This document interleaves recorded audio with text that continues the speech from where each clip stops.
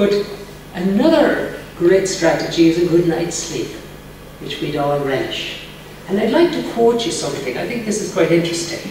The quote says that the hurry and excitement of modern life is quite correctly held to be responsible for much of the insomnia of which we hear. And most of the articles and letters are full of good advice to live more quietly, and of platitudes concerning the harmfulness of rush and worry.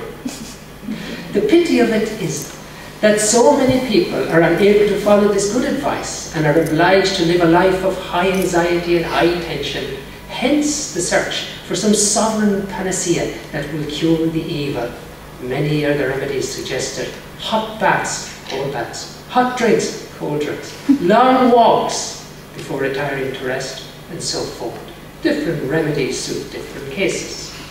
To be read off to sleep by a gentle voice is perhaps the pleasantest way. This quotation is from the British Medical Journal, September the 29th, 1894. So what is sleep? Well, it's a time when we stop being aware of anything. It's a distinct state of body and mind in which the body is deeply at rest, the metabolism is lowered, and the mind becomes unconscious of the outside world. Ayurveda describes it as the withdrawal of the senses from their objects of perception. Good sleep, we all know it, it happens by itself.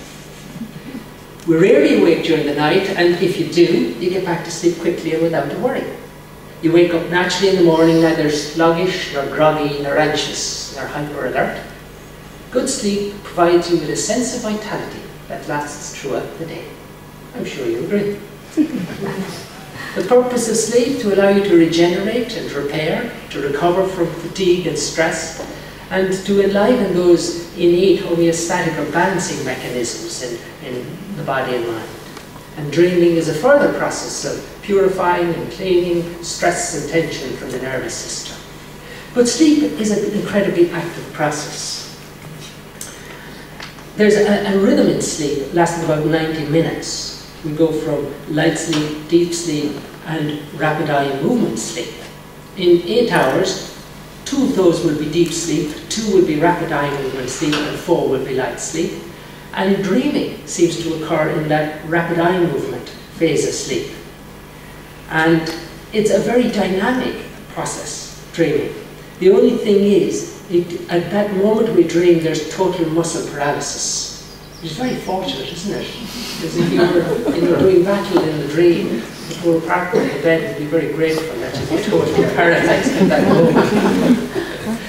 So, it's interesting, the light sleep seems to be expendable, but you can't miss your deep or your REM, rapid eye movement sleep. If you miss those in subsequent nights, you will catch up the full missed quota, which you could forego with the light sleep.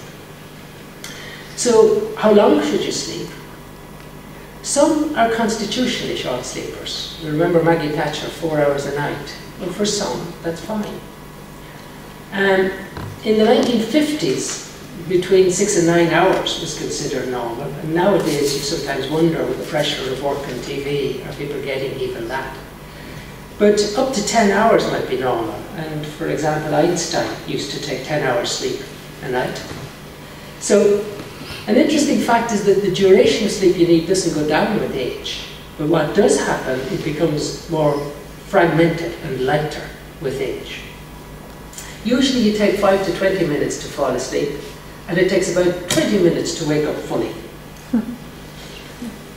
From an Ayurvedic perspective, Vatas don't need as much sleep. Pittas need a moderate amount, Kaphas need a lot of sleep. So Kapha will be more in the 9 to 10 range maybe. They would like that, and Vatas may get away with less. But it's a very much an individual thing, and fundamentally it's the amount of sleep that leaves you energized and fresh for the day.